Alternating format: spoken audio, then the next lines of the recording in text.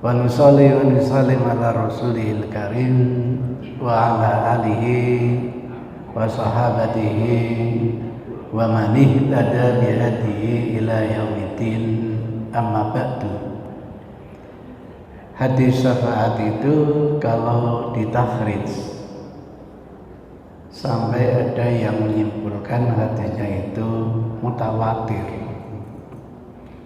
Kenapa demikian?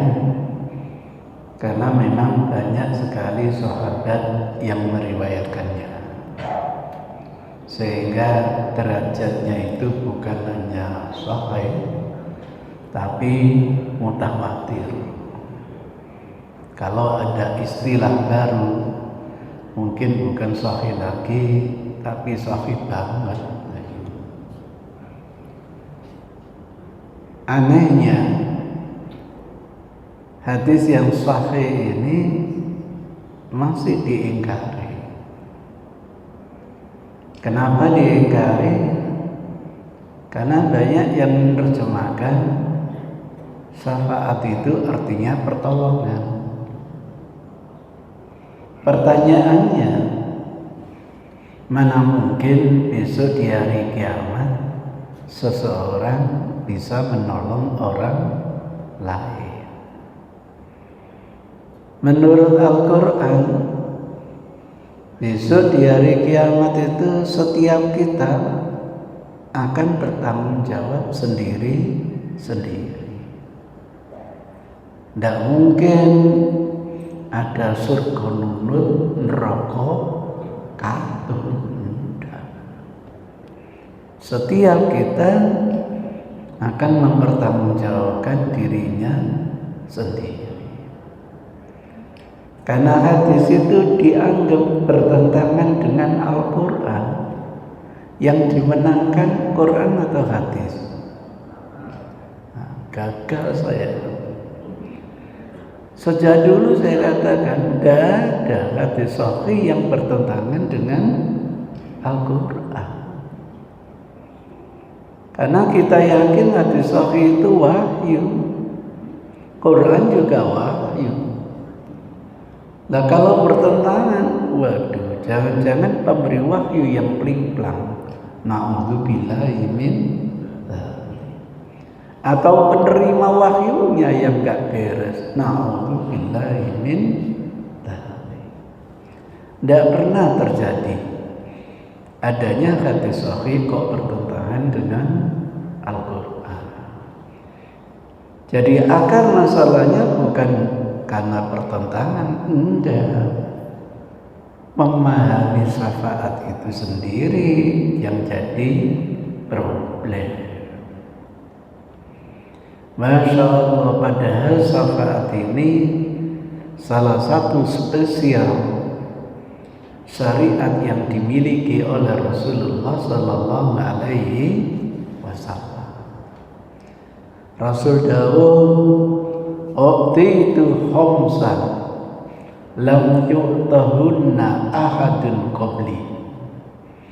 Saya diberi 5 hal, yang kelima ini tidak pernah diberikan kepada Rasul sebelum aku, apalagi Rasul sesudah aku.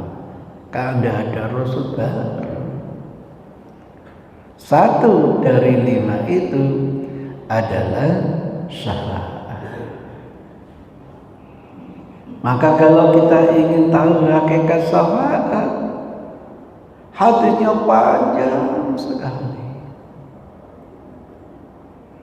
Besok di hari kiamat kita dibangkitkan oleh Allah Subhanahu wa Ta'ala dalam kondisi telanjang, seperti pertama kali kita dilahirkan oleh Allah,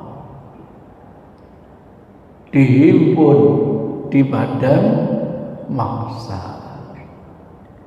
Mungkin ada bertanya, loh, kita bisa melihat kemaluan mereka. Waduh, buru-buru mikir kemaluan mereka, mikir awake dhewe aja sudah kewalahan.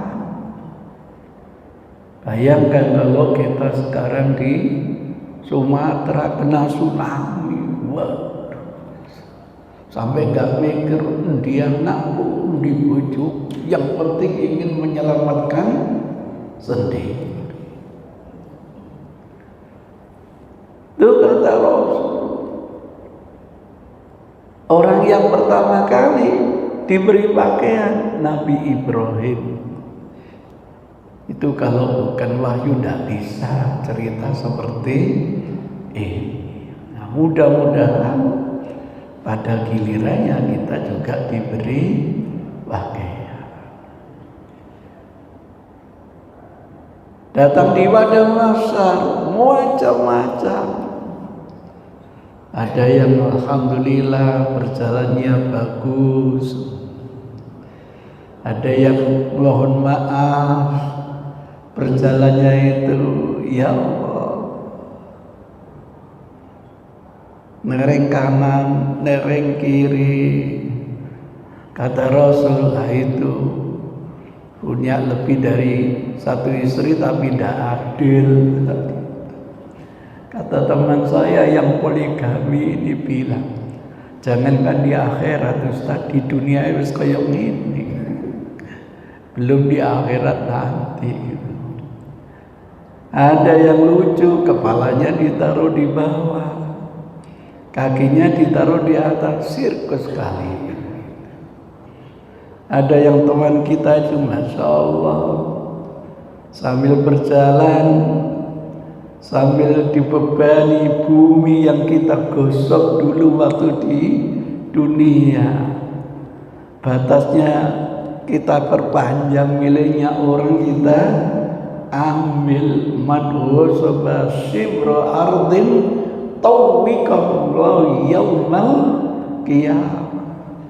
Wis mlakunya angel dibebani bumi. Bahagialah di antara kita. Lah kok berjalannya naik sapi yang bagus. Dulu waktu di dunia pernah kurban sapi. Kata Pak Yai, makanya kalau kurban itu cari yang baik, bagus, kendaraan bagus. Tapi yang ngono aja dijaluk sikile situ. Kenapa Pak Yai? Engko kendaraan dingklang ono mati. Lah kalau kepalanya gimana Pak Yojo? Nah, kepalanya dijaluk lah kayak melaku sapimu. Bingung Pak Yai, ditanya lah terus katanya sunnahnya suruh jaluk. Yang dijaluk apanya Pak Yai? Bingung. Apalagi yang berpendapat seekor kambing dikeroyok wong 10. Apa kuat kambing ngono ya? Lah sapi dikeroyok wong 7, apa ya kuat sapi ini? Kenapa ada pikiran-pikiran seperti bahagia? Siapa tahu nanti kendaraan yang terbaik itu disiapkan Allah, Rolls Royce, ono kira-kira bebek. Alhamdulillah di antara kita naik buruk kayak kilat klak nyampe sudah. Mungkin naik apa kalau di dunia itu? Yupi ya, klip sampai kemana mana. Bahagialah setiap kita akan dihimpun sesuai dengan amalannya sendiri. Kumpul di padang mahsyar. Setiap rasul punya bendera, liwak bendera. Nih benderanya Nabi Adam, umatnya bersaf kretek. Nih benderanya Nabi Nuh, umatnya bersaf kretek. Masya Allah. Nih benderanya Nabi Muhammad, luar biasa. Umatnya tidak sedikit, umatnya rahmatan lil alamin. Masya Allah, paling banyak umatnya Nabi Muhammad. Karena para rasul diutus hanya untuk kaumnya. 5 hal dari spesial rasul, di antara hak syafaat, aku kata Rasul diutus rahmatan lil alamin. Yang paling kasihan itu ibu bapak, saudara kita yang tidak punya agama samawi. Pingin kumpul di sopnya Nabi Adam, ditolak. Ente bukan kelompok kami, keluar sana. Pingin di sopnya Nabi Nuh, ditolak. Ente bukan kelompok kami. Sampai ingin beri sop Nabi Muhammad, ditolak. Digambarkan oleh Allah Subhanahu wa taala, la ilaha illa wa la ilaha illa. Kasihan ya. Alhamdulillah kita punya saf sendiri. Waktu kita hidup sama Rasul, gimana panjenengan bisa niteni ya Rasul? Umat panjenengan, padahal panjenengan kan tidak pernah ketemu dengan umat-umat katakanlah generasi tabi'in. Wong mereka tidak pernah melihat panjenengan, panjenengan juga tidak pernah melihat mereka. Apalagi tabi'in lah, kita ini mungkin generasi yang ke-14 mungkin. Kalau diasumsikan setiap generasi 60 tahun aja. Kira-kira begitu. Apa kata Rasul? Gampang niteni umatku nanti. Ya'ti yaumal qiyamah hurran muhajjalina min asaril wudu. Kalau ada tanda kilauan pada tangannya, pada kakinya, pada wajahnya, tuh umatku dulu, bekas dari basuhan air wudu. Maka sempurnakan wudu kalian. Gampang niteninya ya. Jadi melok-melok nanti tangannya, melok-melok wajahnya, kakinya, tuh umatnya Nabi Muhammad. Lah kok ada yang tersesat? Mestinya masuk ke dalam shotnya Nabi Muhammad, tandanya ada, tapi kok nggak mau masuk? Dipanggil ke sini kalian, sok kalian di sini, tetap nggak mau. Kata Allah, nggak usah dipanggil lagi.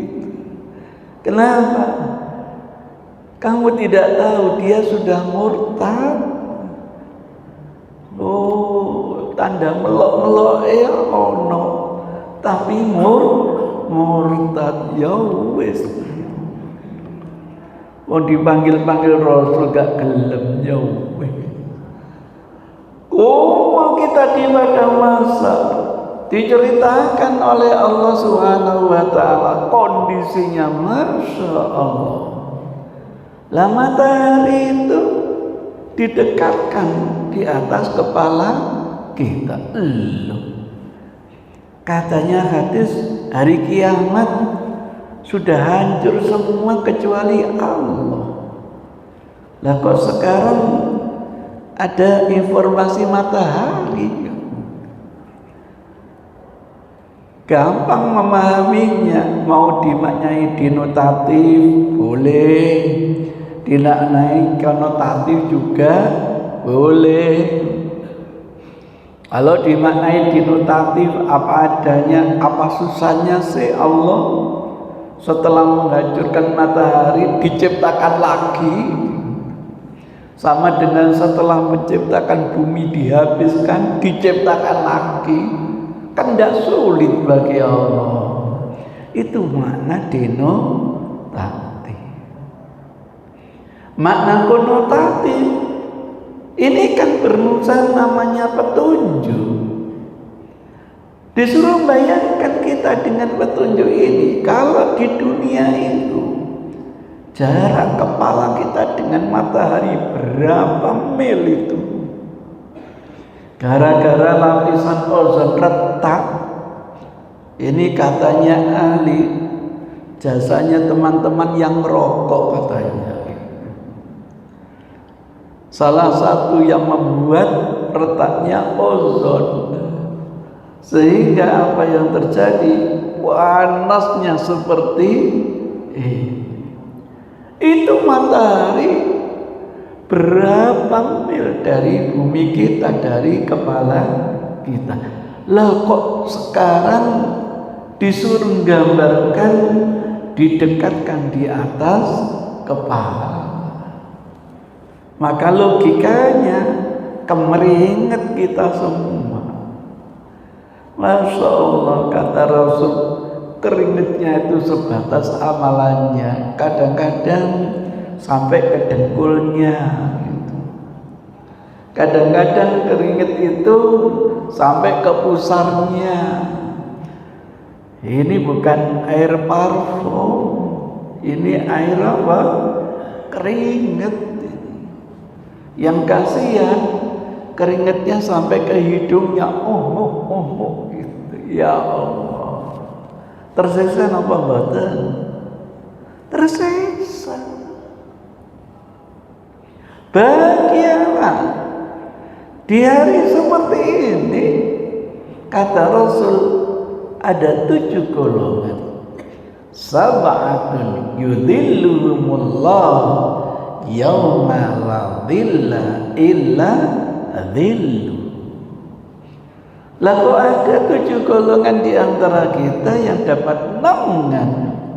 Di hari tidak ada naungan kecuali naungan dari Allah.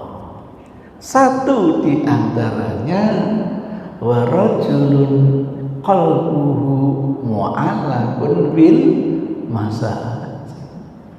Hatinya itu selalu dicantolkan di masjid. Kalau ingin monggo sampai belah hati sampean merono sampai cantol nono masjid dudumu. Selalu yang diingat dipikirkan kondisi masjid. Selalu yang dipikirkan bagaimana memakmurkan masjid. Selalu yang dipikirkan bagaimana rumah Allah itu nikmat untuk dijadikan sholat i'tikaf dan lain sebagainya. Itu nanti satu dari 7 golongan yang akan mendapatkan naungan. Di hari tidak ada naungan kecuali dari Allah. Dalam kondisi yang seperti ini muncul inisiatif teman-teman. Kenapa kita ini tidak cari orang yang bisa mendoakan kita? Teringat, iya ya. Ayo kita kemberutu ke Nabi Adam. Kemberutu kita ke Nabi Adam. Kita puji Nabi Adam habis-habisan. Sebagai makhluk yang pertama kali diciptakan Allah dengan tangannya sendiri. Yang namanya malaikat disuruh sujud kepadanya. Macam-macam lah pujian kita. Endingnya, tolong ya Adam, doakan kami biar keluar dari kondisi yang seperti ini. Yuridna mimma qamina hadza. Jawaban Nabi Adam menarik. Istahyaitu min Rabbi. Mohon maaf saudara-saudara, saya malu kepada Tuhanku. Kenapa malu? Dulu itu loh saya dinasihati Allah, saya langgar. Satu-satunya pohon gak boleh didekati, malah buahnya saya nikmati. Gara-gara setan. Siapa bilang Rasul nggak diganggu oleh setan? Namanya bukan manusia. Karena ketika membaca hadis, masa Rasul diganggu setan? Mempertanyakan. Ini pikiran Yahudi. Dianggap kalau sudah Rasul anaknya Tuhan. Kalau sudah anaknya Tuhan, masa diganggu oleh setan? Tidak. Rasul itu manusia biasa, kodratnya seperti kita. Bedanya mereka diberi wahyu oleh Allah Subhanahu wa ta'ala. Maka semua Rasul khilaf biasa, sakit biasa, wafat biasa. Itu jadi jangan dikultuskan sebagai anak Tuhan.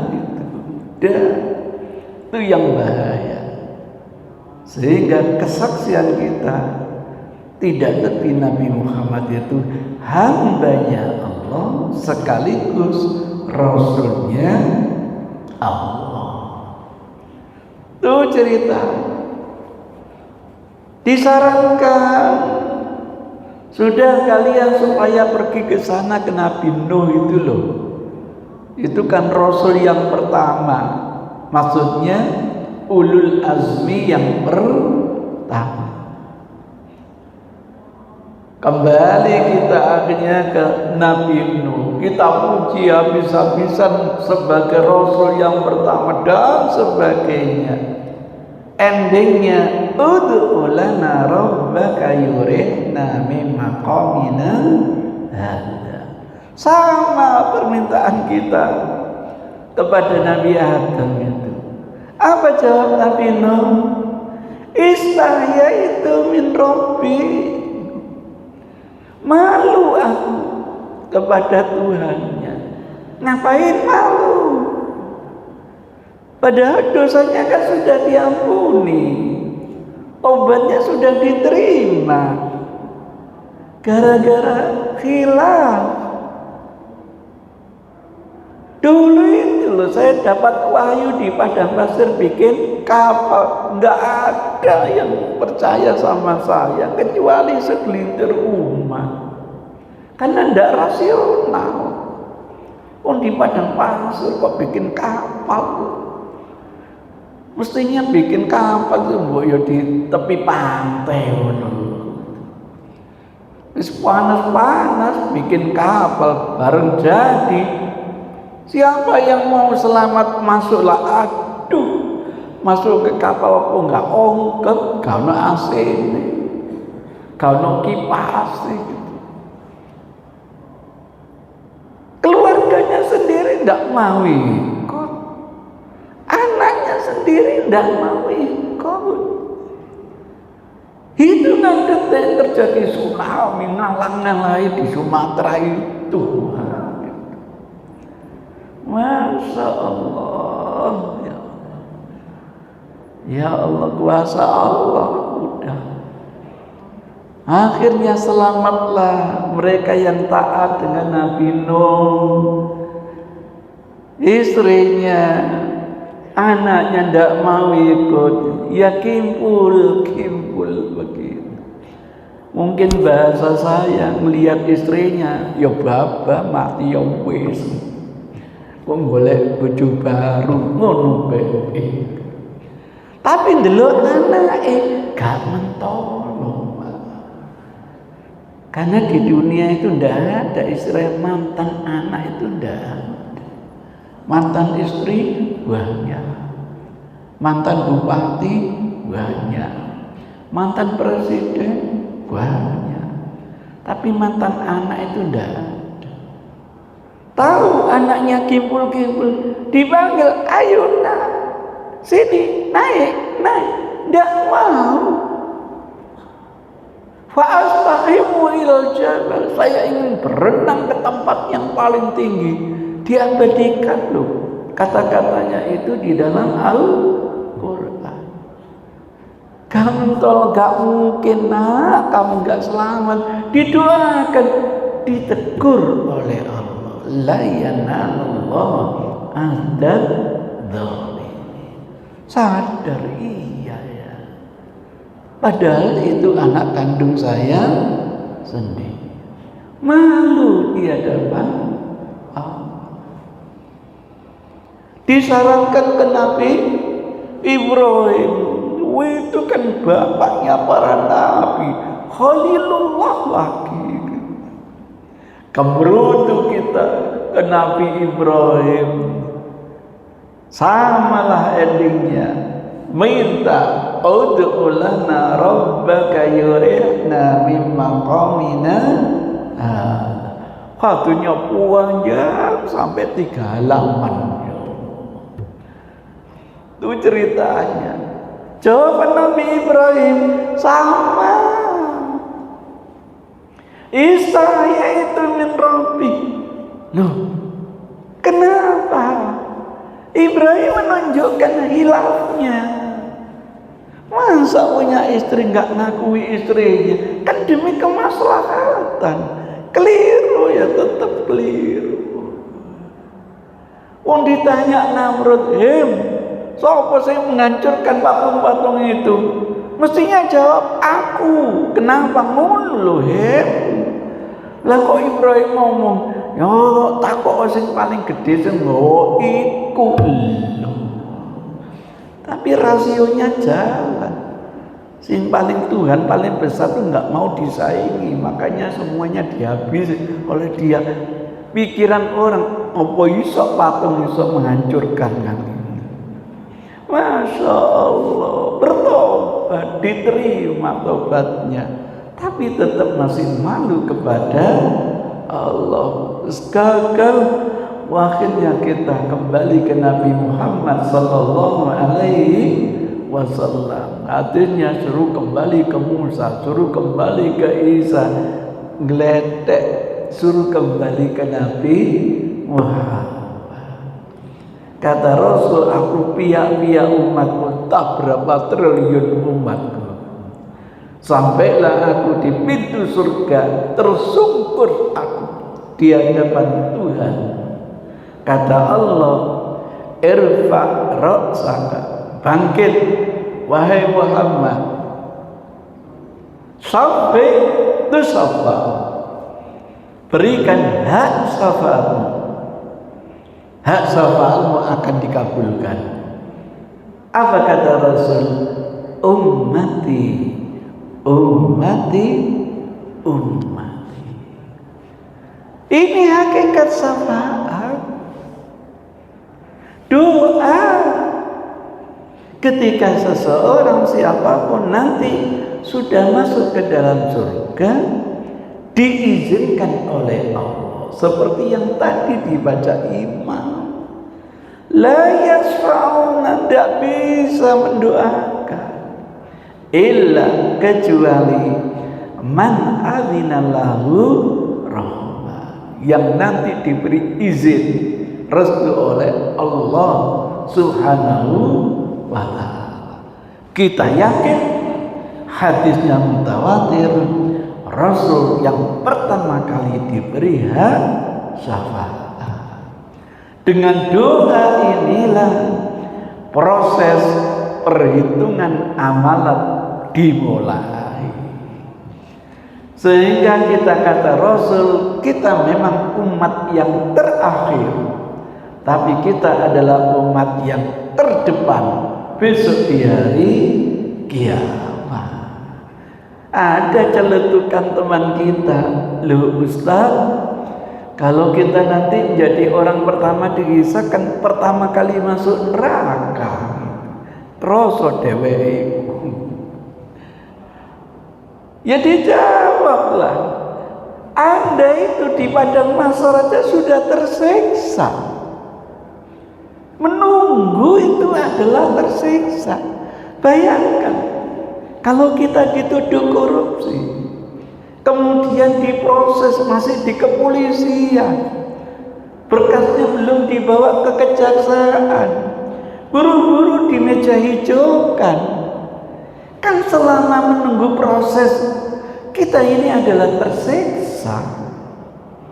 Kan lebih baik segera masukkan ke katakanlah meja itu.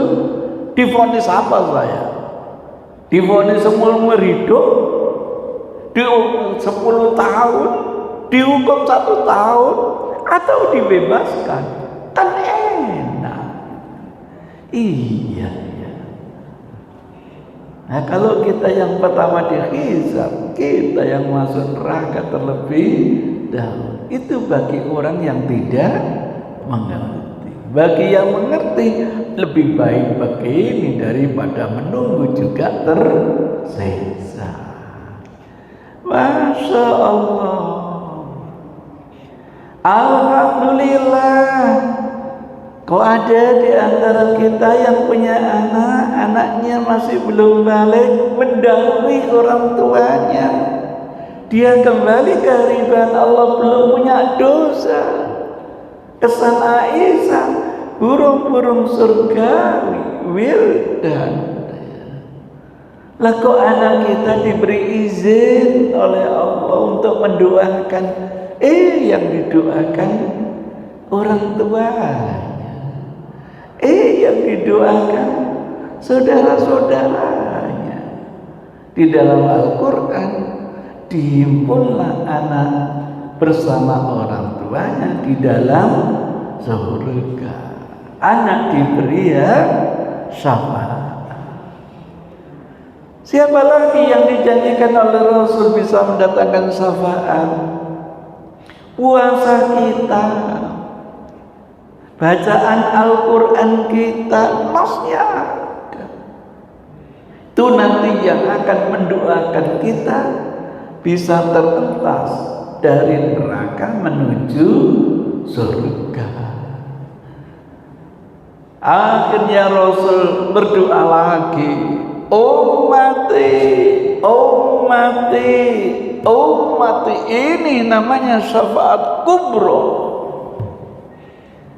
Kata Rasulullah, siapa dulu yang pernah ikrar la ilaha illallah, tapi dengan sekian dosa besarnya, setelah dimasukkan neraka, mudah-mudahan tersentuh dengan hak syafaatnya Rasul, dikeluarkan teman-teman ini dari neraka, warnanya hitam kelam gitu. Akhirnya dimasukkan ke dalam sungai, namanya sungai kehidupan. Alhamdulillah, jreng sekarang. Bukan main senengnya, kata Rasul, melihat ke bawah, aduh, kanca-kancaku jek ana jero. Waduh, pacarku ben kok jek ana kono. Delok nang ndukur, kapan ya saya bisa kumpul dengan para nabi, syuhada, sholihin? Ya tamaun, tamatnya masa Allah. Nah, kelompok ini oleh teman-teman yang sudah masuk surga, kelompok jahannamiyun, mantan penghuni neraka. Bahagialah kalau kita pernah menyatakan ikrar tiada Tuhan selain Allah. Kita yakini, bersaksi bahwa Muhammad adalah Rasul Allah. Pada saatnya, mudah-mudahan tersentuh doanya Rasul, kita mendapatkan syafaat dari hak Rasulullah Sallallahu Alaihi Wasallam. Oleh sebab itu, mendefinisikan syafaat bukan pertolongan. Rasul sendiri yang mendefinisikan.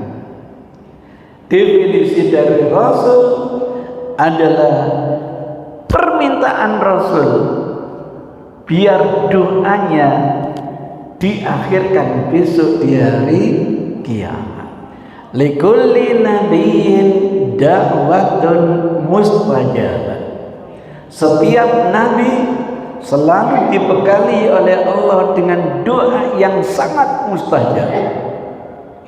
Fastakhbatu, dalam riwayat lain fastakhartu, Sengaja aku ingin sembunyikan doa mustajabku itu. Sengaja saya minta diakhirkan doa yang mustajab itu syafaatan yaumil qiyamah, sebagai syafaat besok di hari kiamat. Maka kalau syafaat difahami seperti ini, bertentangan dengan Quran yang mana tidak ada pertentangan. Hadisnya sahih, Qurannya juga sahih, pemahamannya harus secara proporsional. Tuh kira-kira gambaran. Maka yang kaget bagi saya, kok ndak ada ya secuil hadis yang saya baca perintah Rasul kepada umat untuk minta syafaat. Saya belum pernah membaca. Yang saya baca, berbuatlah gini, kamu nanti akan dapat syafaat. Berbuatlah gini, kamu nanti akan dapat syafaat. Oh kalau gitu, kalau kita menginginkan mendapatkan syafaatnya Rasul, ayo kita beramal seperti yang dibimbingkan oleh Rasul. Mudah-mudahan kita kelak mendapatkan syafaatnya Rasulullah Sallallahu Alaihi Wasallam. Terima kasih. Billahi hidayah wa taufik. Wassalamualaikum warahmatullahi wabarakatuh.